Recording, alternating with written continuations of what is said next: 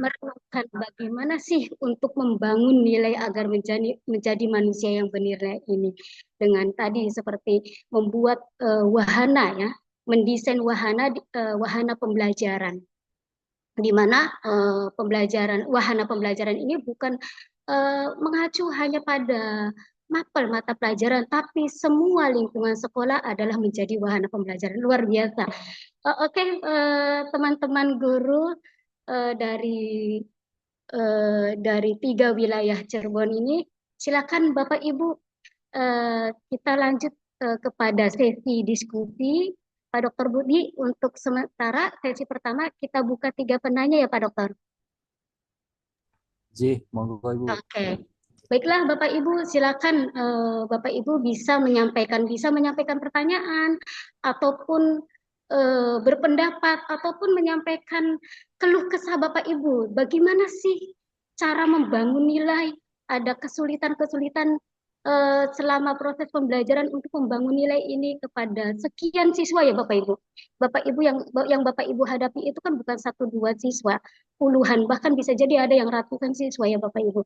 Nah ini, silakan Bapak Ibu, silakan yang mau bertanya atau menambahkan atau menyampaikan beberapa hal kendala implementasi dari penilaian ini, yaitu penilaian yang membangun nilai kemanusiaan pada siswa, nilai-nilai yang dibangun. Gitu. Silakan Bapak Ibu.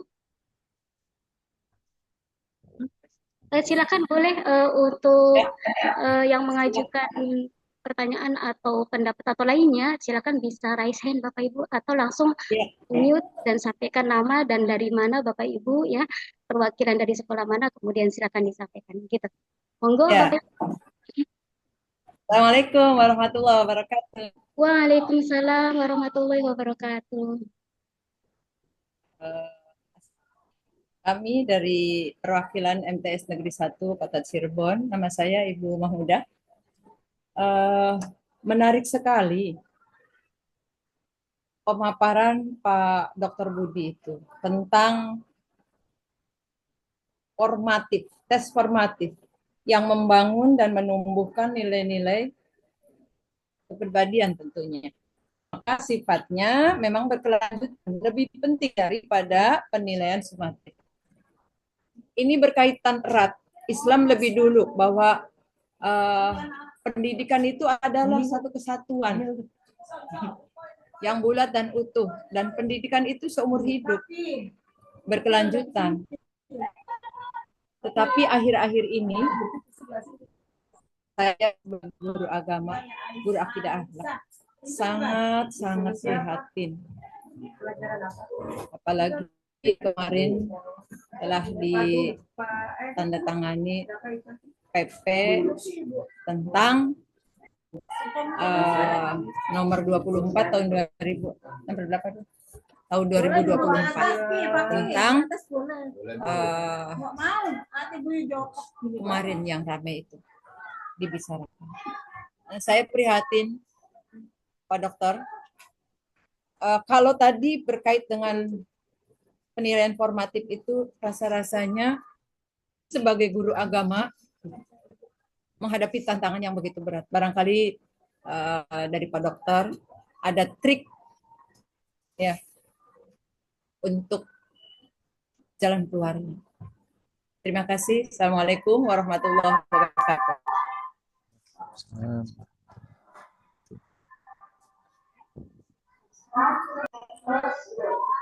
Silakan Pak Dokter. Kita atau gimana? Langsung satu-satu atau dikumpulkan dulu tiga penanya atau satu-satu Pak Dokter? Kalau masih ada boleh disambung. Oke. Ada lagi yang lain?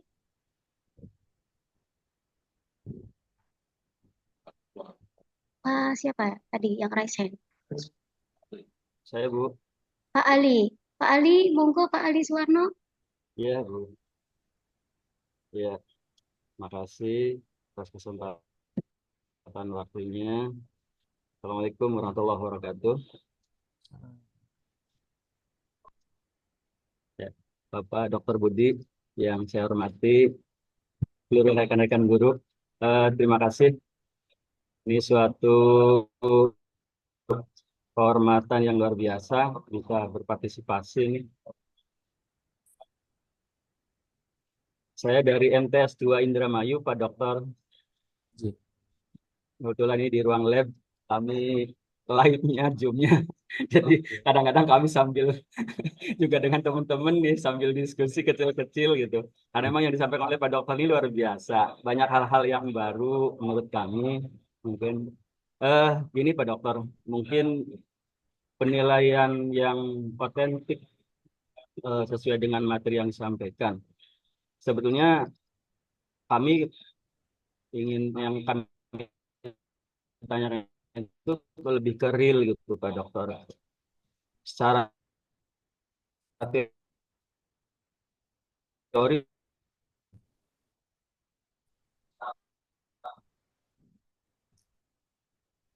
Terputus ya. nah ini segi keagamaan, dari segi etika, dari segi budi pekerti itu bagus Pak Dokter.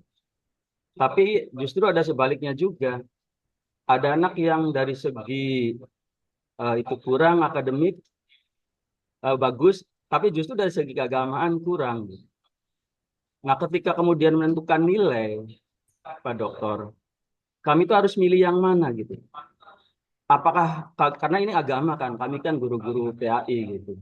Pertimbangan kami apakah lebih ke tadi etika, ke akhlak, ke adab, atau lebih ke pengetahuan ininya Pak. Ini yang kami kadang-kadang di lapangan bingung nih. Sementara memang menilai harus harus real dengan KKM minimal gitu, bahkan nggak boleh kurang. Kadang-kadang seperti itu Pak Dokter.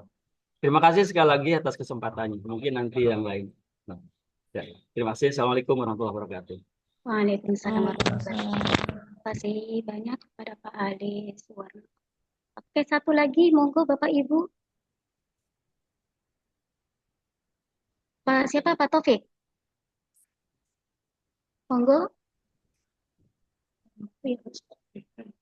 Monggo mic-nya di unmute Pak Taufik.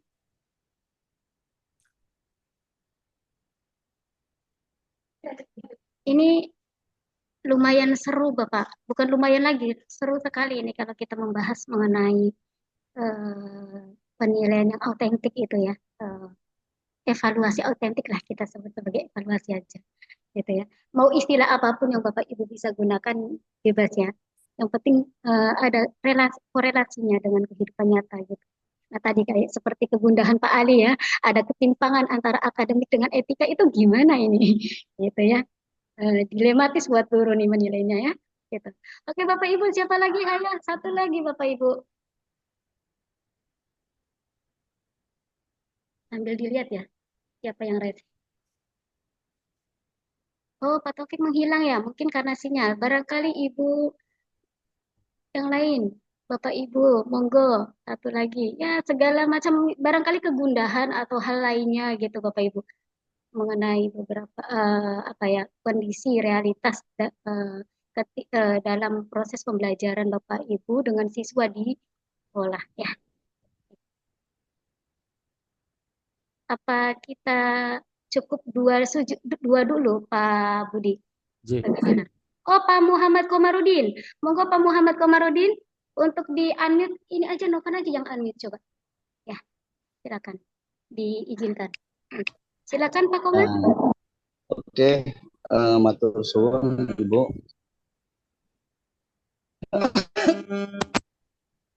Pak Dokter, tadi ada saya langsung tertarik di statement awal Pak Dokter bahwa penilaian itu secara tidak langsung adalah penumbuhan kesadaran gitu ya bagi sang guru dan juga sang murid bahwa mereka itu harus menjadi manusia yang bernilai gitu ya. Hanya tingkat kepekaan, logika, dan pemahaman siswa tiap jenjang itu kan berbeda gitu ya.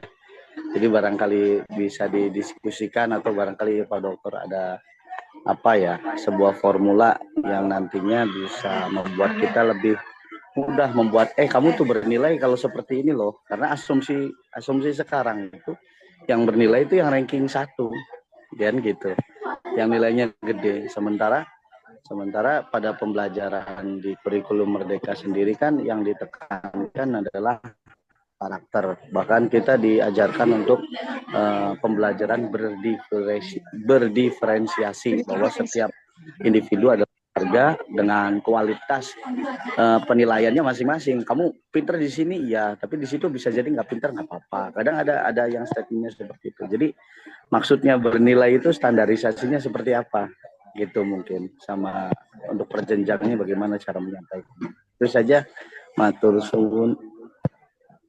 Oke. Terima kasih banyak Pak Muhammad Komarudin. Dari Pak Muhammad Komarudin itu menanyakan bagaimana sih formula penilaian sesuai jenjang, kan tiap jenjang itu perkembangan peserta didik itu beda ya Bapak Ibu. Terus bagaimana sih standarisasi atau indikator ya bahwa siswa itu bernilai, gitu ya Bapak Ibu. Begitu ya Pak Komar. Ya, oke. Sekarang saya serahkan ke Pak Dr. Budi. Silakan Pak Dokter. Waktu dan tempat persilakan. Kami persilakan. Baik, terima kasih Bu Mutaharo. Terima kasih Bu Mahmudah, Pak Ali Suwarno, dan Pak Komarudin ya. Pertanyaannya berat-berat ya Pak ya. Saya mungkin bukan menjawab, tapi ikut berkomentar gitu aja ya. Kira-kira ini nanti lalu menjadikan kita refleksi begitu ya. Memang sesi ini adalah sesi refleksi ya Bapak Ibu ya. Jadi kalau bicara pendidikan itu memang bicara tentang kita, gitu ya. Jadi kalau ada kritik tentang pendidikan itu sebenarnya adalah kritik untuk kita, begitu ya. Jadi makanya istilahnya adalah otokritik pendidikan. Jadi kalau kritik pendidikan itu bukan hanya tentang pemerintah, bukan hanya tentang sekolah ya, tetapi juga tentang orang tua ya, dan semuanya yang baik langsung maupun secara tidak langsung terlibat dalam proses pendidikan ya. Yang pertama Bu Mahmudah ya, terkait dengan peraturan pemerintah ya, yang kemudian itu dinilai ya menciderai ya, membuka ruang-ruang untuk atau berpotensi untuk membuka ruang untuk meresmikan atau melegalkan ketidakbaikan begitu ya. Dan itu adalah tantangan tersendiri. Bu Mahmudah sangat prihatin ya sebagai seorang guru akidah akhlak ya, di sekolah mengajarkan dengan semangat tentang nilai-nilai tentang akhlak, kemudian ternyata misalnya dari unsur pemerintah tidak sinkron ya, justru mengeluarkan peraturan-peraturan yang itu bertentangan ya, misalnya ya. Nah, tantangannya begitu berat, bagaimana menyikapinya? Begitu ya pertanyaannya ya. Ya Bu, betul, setuju ya. Dan kita tidak boleh berputus asa, begitu ya. Jangan sampai kemudian ada satu tantangan ya yang kita rasa berat, lalu kita berputus asa, begitu ya. Artinya perjuangan kita terus, begitu ya, melalui berbagai. Kita masih ingat ada buku-buku yang sudah beredar cukup lama, lalu ditarik setelah mendapatkan kritik. Ya, setelah dinilai buku ini kontennya mengandung ini, lalu ditarik. Ya. Dan kasus itu kita ketahui ada beberapa kali terjadi, begitu ya. Artinya memang ada hal-hal yang kenyataannya mungkin itu sebagiannya tidak sengaja, ya. Mungkin juga sebagiannya adalah disengaja atau by design, begitu ya. Berarti memang perjuangan kita memang harus semakin keras, begitu ya. Termasuk bagaimana kita menjalin hubungan antara sekolah dengan orang tua, ya. Jadi sebenarnya kan di mana saja sekolahnya, yang penting orang tuanya, ya. Jadi di sekolah yang sangat bagus, yang sangat mendukung, tetapi kemudian tidak sinkron dengan kerjasama orang tua juga biasanya tidak berhasil, begitu ya. Maka tantangan kita juga bukan hanya kaitannya dengan pemerintah, tetapi juga kaitannya dengan orang tua. Nah, perjuangan-perjuangan kita memang harus selain terus juga adalah melalui berbagai pendekatan, gitu ya. Mungkin tidak semua orang harus berkomentar, gitu ya. poinnya. Jadi mungkin tidak semua orang harus semuanya menyampaikan kritik dan berkomentar. Tetapi ada yang mewakili, ya, yang dia bisa menulis dengan baik, dia kemudian mengkritik melalui tulisan dimuat di media massa, lalu kemudian banyak orang yang memberi reaksi dan seterusnya, itu juga bisa menjadi pintu masuk untuk perubahan, gitu ya. Mungkin ada orang yang kuat di dunia dalam hal mengajar dan seterusnya, maka dia membuat perubahan itu melalui ruang-ruang kelasnya, gitu ya. Artinya kita mengambil posisi yang sesuai dengan apa,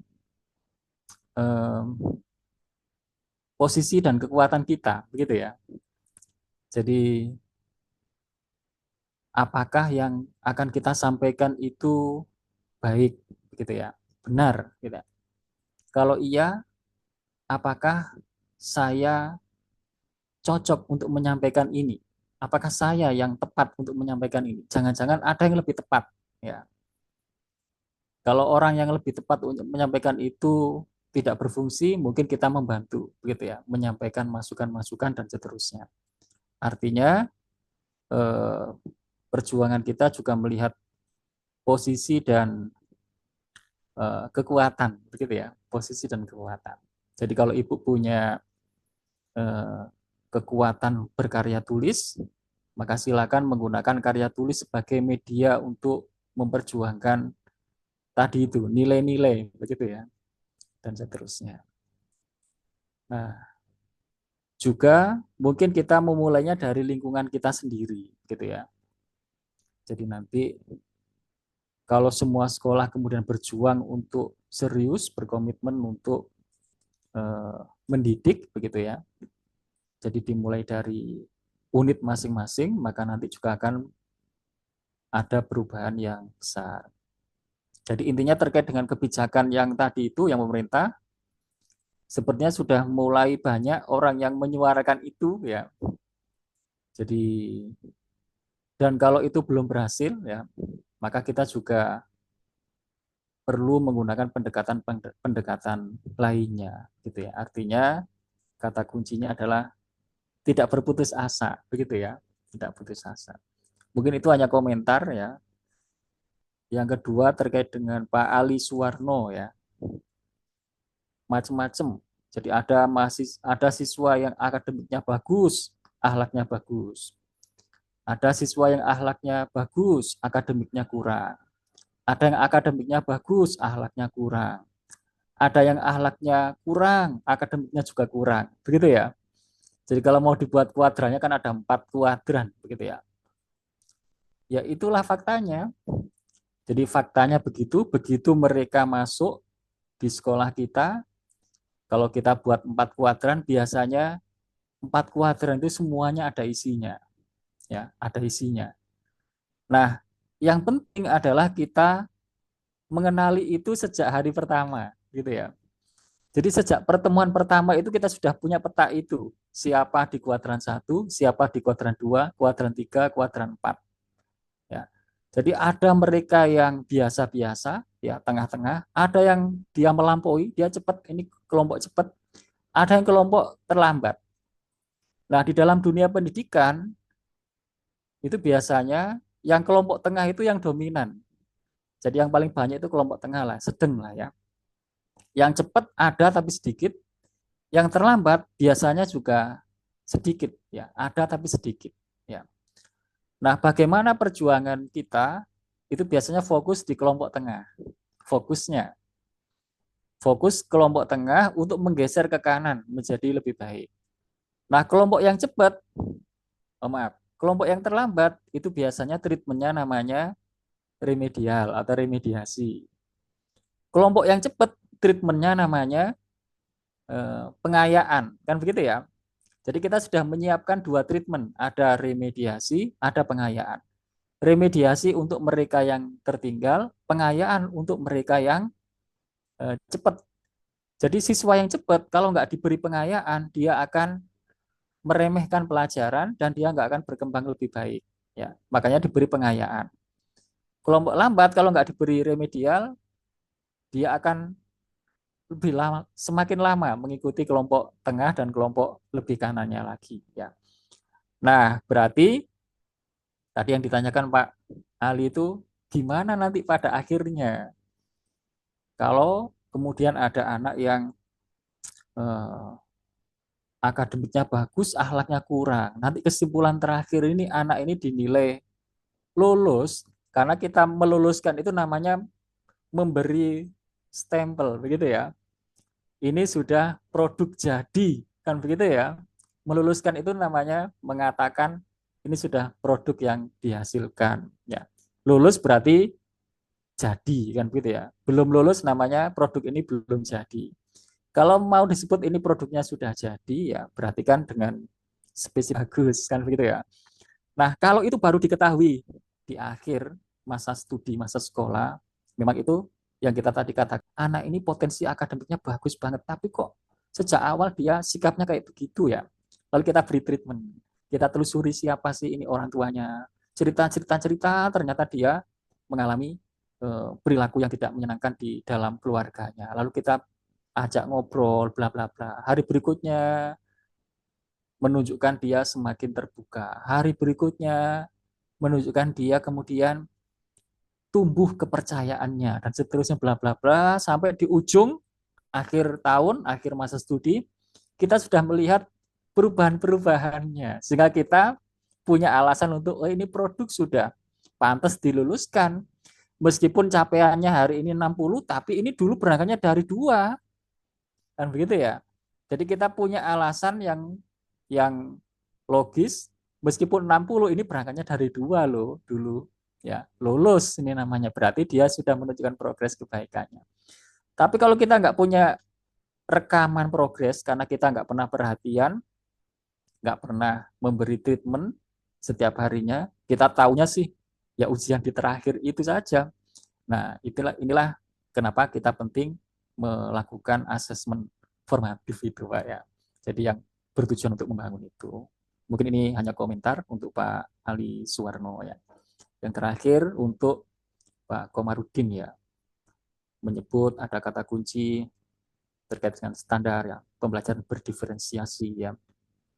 Iya, jadi faktanya begitu ya. Jadi setiap orang punya bekal, potensi, karakteristik yang berbeda-beda sehingga kalau semuanya dituntut untuk mencapai standar yang sama berat. Makanya ada istilah pembelajaran berdiferensiasi. Siapa yang kuat di A, maka A-nya dikuatkan lebih kuat lagi kan gitu ya. Siapa yang punya potensi kuat di bidang B, dia diperkuat di bidang B. Sehingga nanti lulusannya ada lulusan di bidang kuat di bidang A, kuat di bidang B dan seterusnya. Artinya standar yang disebut, yang dimaksud itu adalah standar di bidang itu, Pak. Tetapi dalam hal yang umum, di bidang yang umum, gitu ya, maka harus mengikuti standar umum, begitu ya. Pada area mana yang itu berdiferensiasi? Karena pada area-area tertentu itu harus universal, semua orang harus mencapai itu. Jadi pada bidang tertentu itu ada yang harus dicapai untuk semua orang. Kalau dalam pendidikan agama Islam itu ada ilmu yang memang fardu ain ya, ada yang fardu kifayah ya. Jadi kalau untuk menjadi ahli kimia itu kan nggak harus semua orang ya, tapi orang yang kuat di situ saja itu fardu kifayah yang nanti diproyeksikan ke dokter dan seterusnya. Tapi untuk tentang wudhu semua orang standarnya sama. Tentang sholat semua orang. Tentang ibadah ya semua orang ya. Tentang akidah ya semua orang harus mencapai standar itu begitu ya.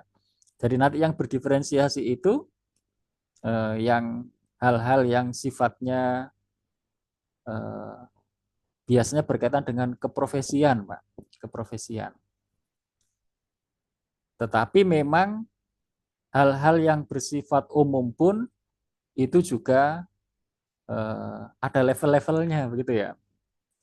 Jadi nanti yang harus standar umum itu ya level yang dasar saja. Tetapi untuk benar-benar orang ini menjadi pakar fikih itu mungkin sulit untuk orang ini. Begitu ya. Tetapi fikih dasarnya dia harus mencapai fikih dasarnya. Tapi untuk dia diproyeksikan menjadi pakar fikih, mungkin dia bukan orang yang tepat. Nanti mungkin orang lain yang apa lebih tepat tentang itu. Jadi nanti hal-hal yang sifatnya kemampuan dasar atau istilahnya kompetensi dasar, Pak ya. Jadi di kompetensi dasar itu yang mungkin dibuat standarnya. Tetapi kompetensi yang lanjutannya nanti itu orang-orang beda orang mungkin beda kekuatannya ya. Jadi nanti orang A mungkin di bidang A, B, C dan seterusnya.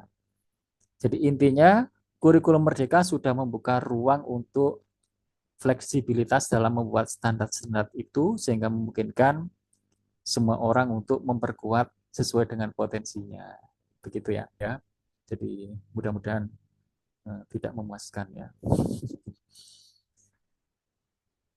Mungkin itu Bu Mutaharo. Baik, terima kasih Pak Dr. Budi. Luar biasa bahwa di sini sudah dipaparkan sama Pak Dr. Budi ya, walaupun sekedar komentar, tapi sampai gitu pada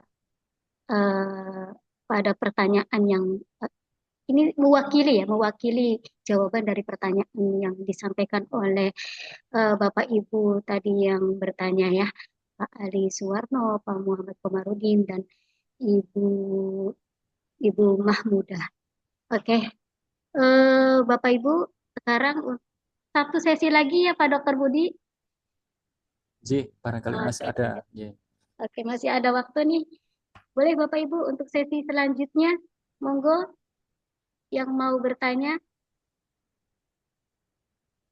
Barangkali bisa saja sih dari ini juga dari anggota peneliti juga bisa sharing.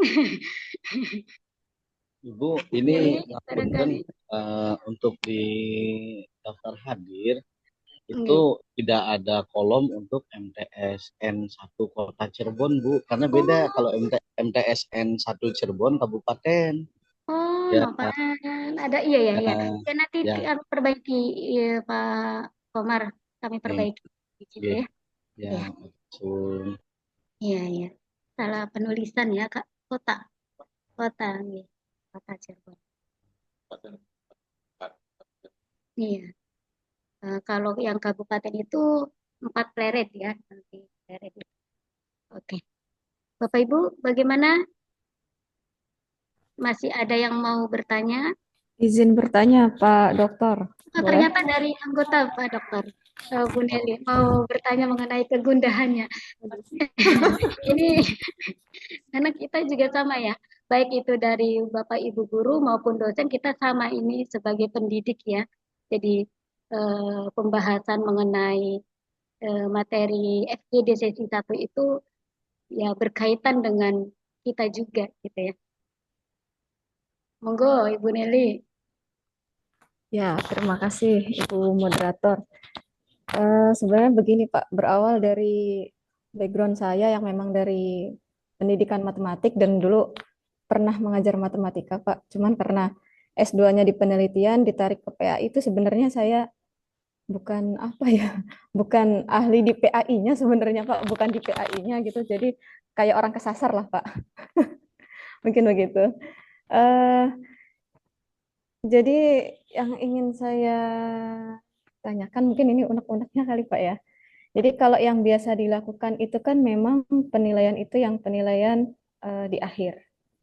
Kalau yang formatif itu kan mungkin hanya sekedar istilahnya hanya menambah data untuk di sumatifnya kan begitu Pak. Nah jadi bagaimana merubah kebiasaan atau cara pandangnya itu biar guru tuh lebih atau kita lah biar kita tuh lebih memandang bahwa penilaian formatif juga itu penting karena itu kan by proses bukan by nilai gitu Pak. Itu yang pertama. Terus yang kedua, Kalau kita sendiri masuk ke kelas pertama kali, itu seberapa pentingkah dilakukan adanya diagnosa pada siswa, Pak? Contohnya kalau misalkan gaya belajar. Kalau di matematika itu kan mungkin kita bisa mendeteksi antara gaya belajar dependen, independen, mandiri dengan bergantung gitu tuh, Pak. Nah, itu. Jadi seberapa pentingkah eh, adanya diagnosa siswa itu sebelum dilakukan pembelajaran? Itu yang kedua. Yang ketiga, Pak, Ada 5 tadi. eh, eh, realita yang terjadi di lapangan, tapi nggak tahu ya Pak, ini apakah hanya di saya saja yang sebagai wali murid yang menerima laporan hasil belajar seperti itu, ataukah berlaku untuk yang lain juga? Jadi kalau saya lihat itu Pak, di laporan hasil belajar yang diterima oleh anak itu seperti misalkan nilainya A. Jadi yang nilai A tuh semua deskripsi itu seperti itu semua Pak, deskripsinya tuh. Jadi nanti yang dirubah hanya Ananda siapa, namanya saja Pak. Tapi belakang sama aja. Ya mungkin mohon maaf itu juga sulit juga kan Pak kalau maksudnya mendeteksi satu-satu yang diferensiasinya itu kan. Nah, itu mungkin Pak. Yang terakhir, eh, sebenarnya sebaiknya itu kapan sih dilakukan evaluasi itu Pak? Apakah setiap selesai pembelajaran? Nah, nanti kan kalau evaluasi itu sebenarnya di situ ada tindak lanjutnya kan harus bagaimana itu Pak. Nah, itu. Ataukah setiap selesai bab atau bagaimana? Kalau di PTK itu kan Pak, misalkan berapa kali pertemuan dalam satu siklus, baru dievaluasi, nanti apa yang harus diperbaiki ada di siklus berikutnya. Mungkin itu. Tapi kalau di real di lapangan seperti apa ya Pak? Mungkin seperti itu Pak Dokter. Terima kasih. Baik, terima kasih Bu Meli ya. Ada 4 ya yang perlu kita refleksikan begitu ya. Yang pertama terkait dengan merubah kebiasaan ya. Jadi sudah kadung biasa kita menekankan penilaian sumatif ya. Terus tiba-tiba kita menyadari bahwa yang lebih penting itu formatif ya. Bagaimana cara merubah kebiasaan ini begitu ya. Nomor 1 begitu. Kalau kaidah umumnya adalah untuk merubah kebiasaan lama itu bisa dilakukan dengan menciptakan kebiasaan baru gitu ya. Jadi kalau kita menciptakan kebiasaan baru nanti otomatis kebiasaan lama akan terganti, akan hilang. Maka bismillah kita menciptakan kebiasaan baru bahwa penilaian yang harus utama itu adalah penilaian formatif ya. Jadi penilaian formatif itu bukan untuk mengukur tapi untuk mengukir ya. Jadi bukan untuk menyekor tapi untuk membangun ya, untuk menumbuhkan ya, untuk menciptakan nilai-nilai gitu ya. Jadi bismillah kita menciptakan kebiasaan baru. Apakah itu mudah? Ya mungkin tidak mudah begitu ya. Jadi merubah mindset, merubah paradigma ya, merubah kebiasaan itu kan memang sebuah hal yang tidak mudah. Tetapi kalau sudah bismillah pasti mudah. Kata Pak Kiai Iwan, pokoknya kalau sudah bismillah pasti mudah. Begitu ya Pak Iwan ya. Jadi bismillah kita berkomitmen untuk menghadirkan pembelajaran dan penilaian yang lebih bermakna begitu ya. Jadi itu yang nomor 1 ya. Yang nomor 2, seberapa penting dilakukan diagnosa, terutama di pertemuan pertama ya. Menurut saya penting banget ya. Dan ini saya terapkan termasuk mengajar di perguruan tinggi Bu, di perkuliahan.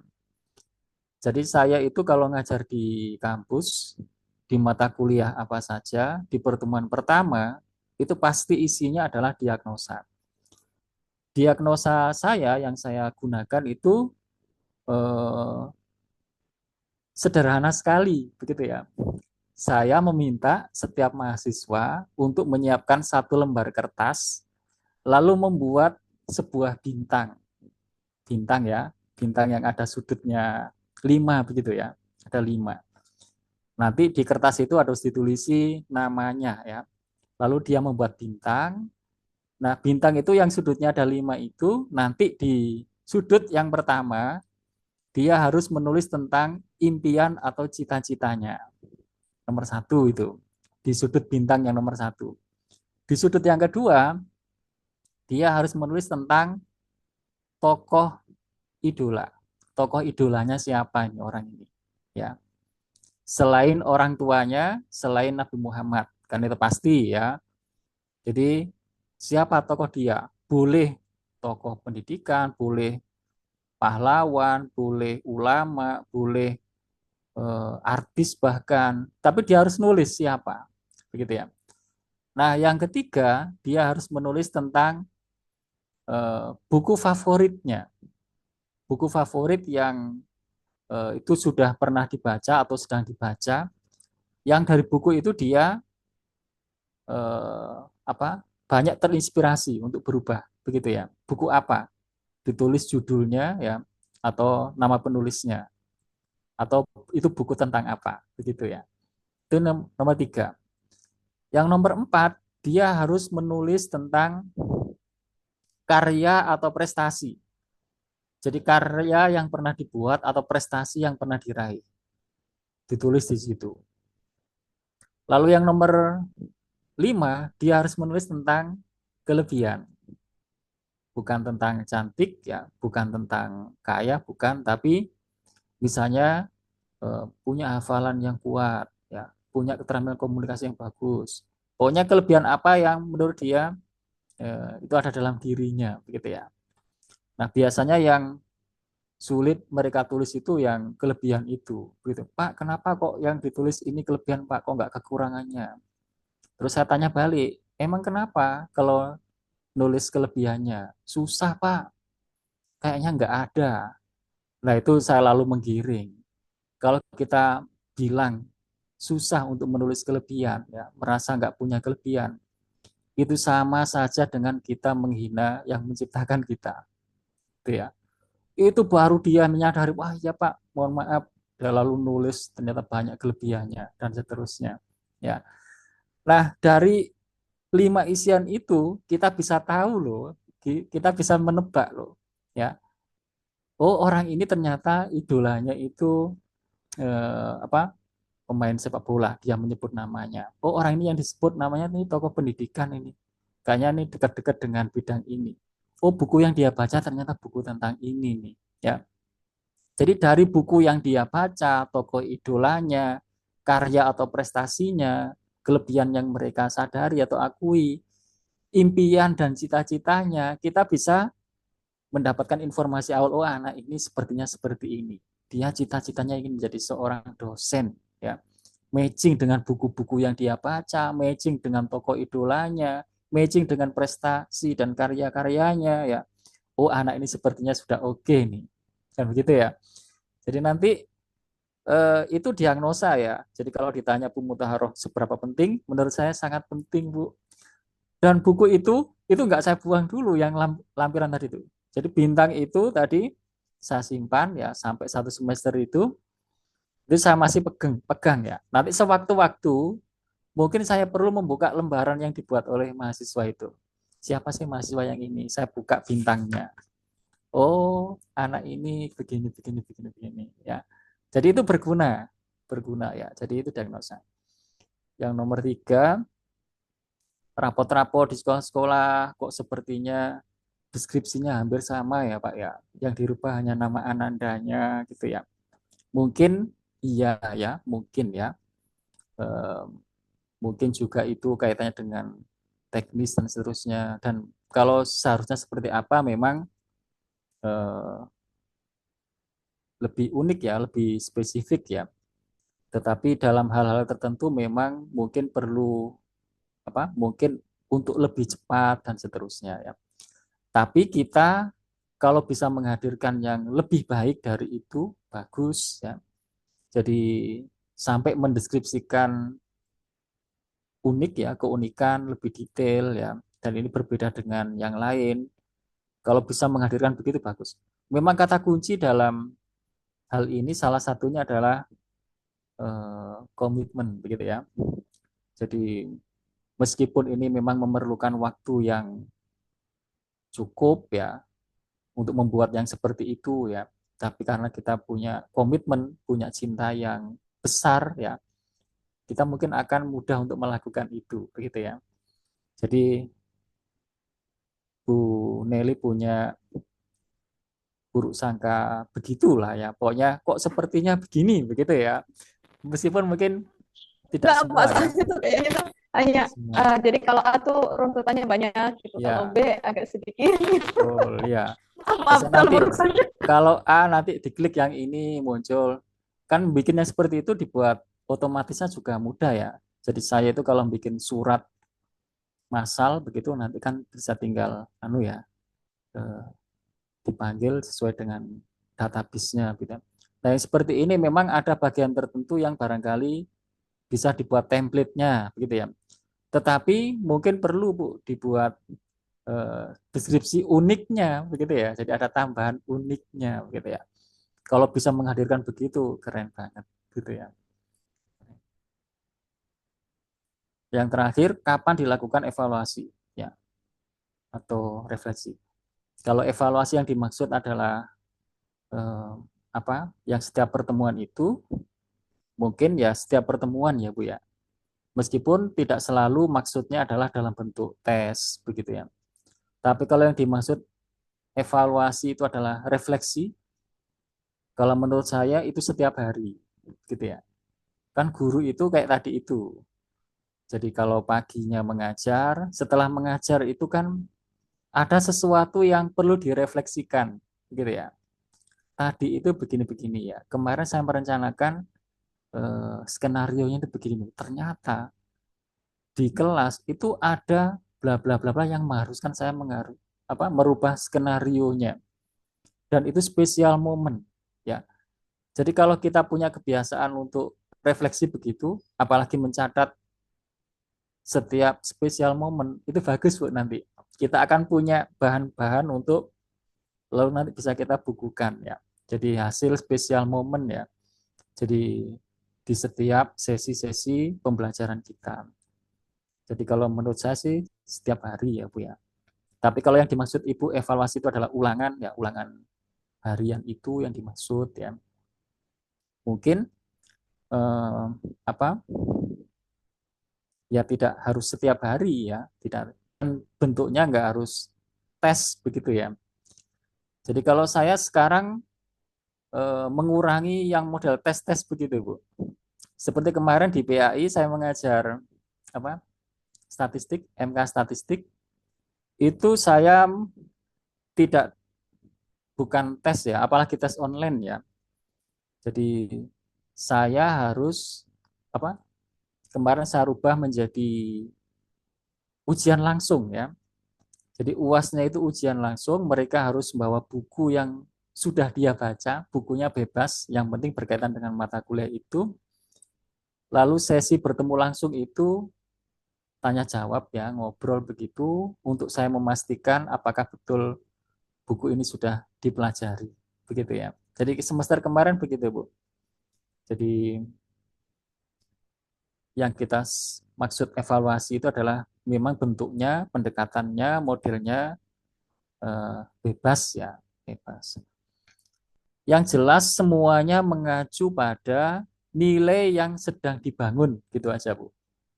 Contoh nih, melalui mata kuliah matematika ini atau pelajaran matematika ini, ternyata yang juga harus dibangun adalah kemampuan bekerja sama, kemampuan kolaborasi.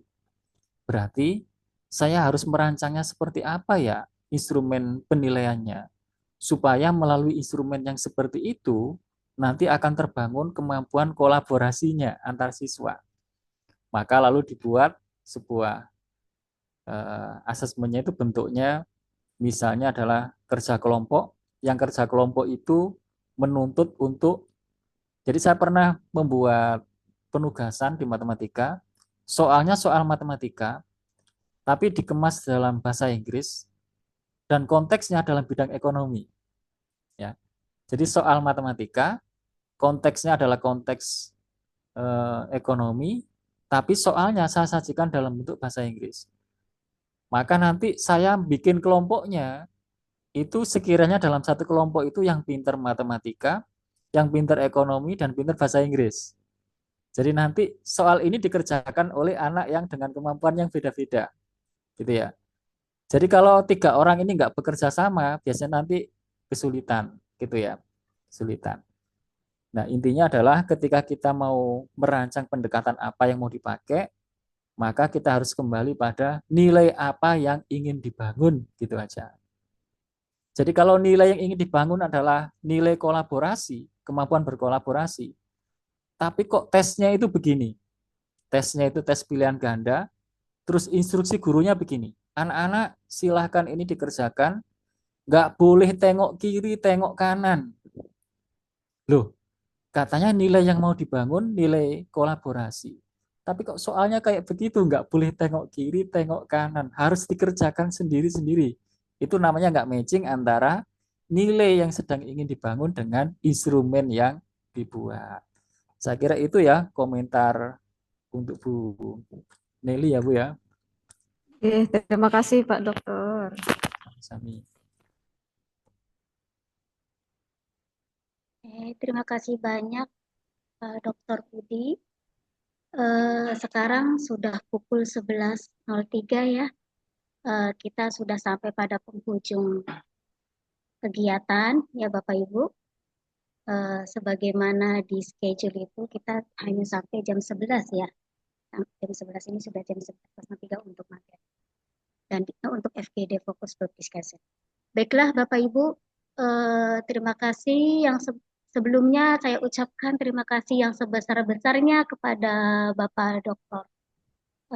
Budi Manfaat MSI sebagai narasumber pada FGD ini yang telah memberikan paparan yang sangat menarik dan insya Allah bermanfaat bagi kita ya Bapak Ibu.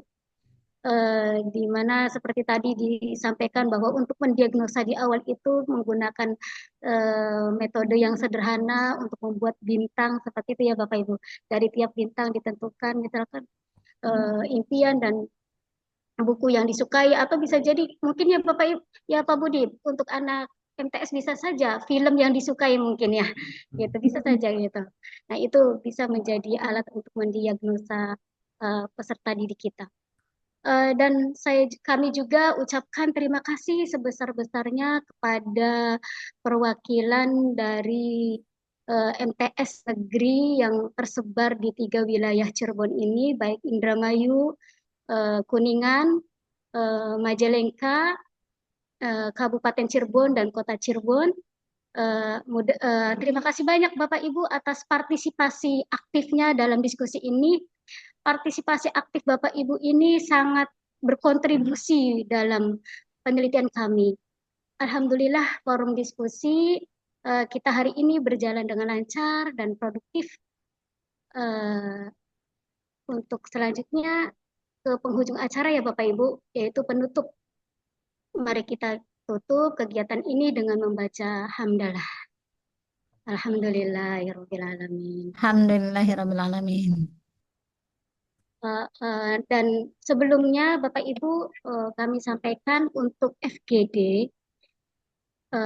Untuk FGD yang kedua, insya Allah akan kita laksanakan pada tanggal 29 Agustus, Bapak Ibu. Ya.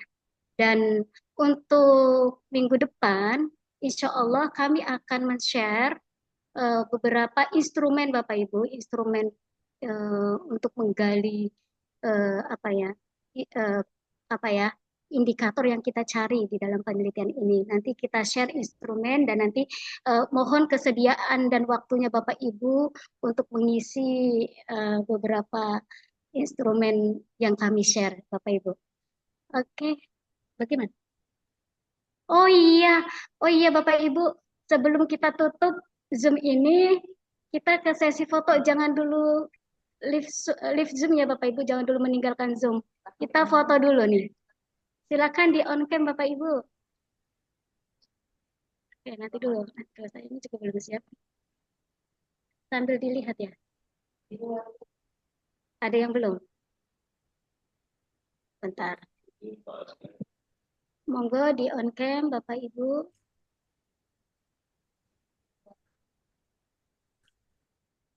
Pak Syamsuddin. Oke, Pak Asep, monggo on cam dulu kita foto. Ibu Waria, Ibu Kiki, Pak Samsudin, Pak Asep, Pak Haji Syaihu. Lagi di kelas Pak saya. Lagi di kelas. Oh iya, ya udah. Kita langsung mulai saja ya. Oke. Eh, kita mulai ke sesi foto Bapak Ibu. 1, sampai hitungan ketiga ya Bapak Ibu. Tarik nafas. 1, 2, 3. Sekali lagi, Novan siap ya Novan? 1, 2, 3. Oke, terima kasih banyak Bapak Ibu, terima kasih banyak Pak Dr. Budi Manfaat, dan terima kasih banyak juga kepada tim peneliti yang sangat solid. Oke, kita cukupkan dan mohon maaf sebelumnya juga jika ada keterlambatan atau segala kesalahan ya ketika menambahkan Bapak Ibu ke dalam grup. Mungkin ada sebagian Bapak Ibu yang kaget dimasukkan ke grup WA, ini grup apa gitu ya. Mohon maaf Bapak Ibu. Sampai ketemu nanti pada FGD berikutnya. Assalamualaikum warahmatullahi wabarakatuh. Waalaikumsalam warahmatullahi wabarakatuh. Assalamualaikum warahmatullahi wabarakatuh. Terima kasih Bapak Ibu semuanya. Mohon izin Levin. Terima kasih Bapak. Maaf, di sini lagi lomba-lomba jadi nggak di mute. Oh, nggih. Kenapa-napa Bapak Ibu.